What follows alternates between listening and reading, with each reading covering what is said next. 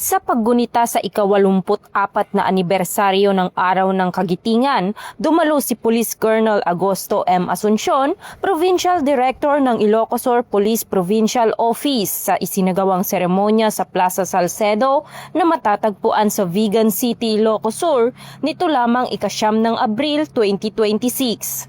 Nakiisa rin sa nasabing aktibidad ang mga opisyal ng pamahalaang panlalawigan, iba't ibang ahensya ng gobyerno at mga miyembro ng komunidad bilang bahagi ng makasaysayang pagdiriwang.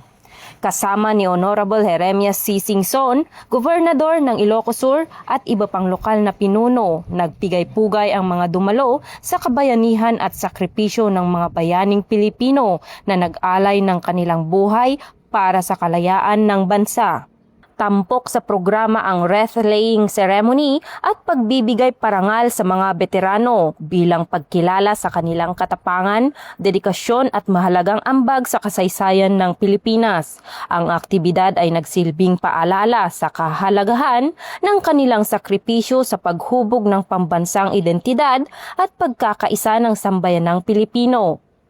Sa pamamagitan ng paggunita, layunin ng mga tagapag-organisa na patatagin ang diwa ng nasyonalismo at pagmamahal sa bayan, lalo na sa hanay ng kabataan. Ipinakita rin ng aktibidad kung paano ang sama-samang pagkilala sa kabayanihan ay nakatutulong sa pagpapanatili ng kapayapaan at kaayusan sa komunidad.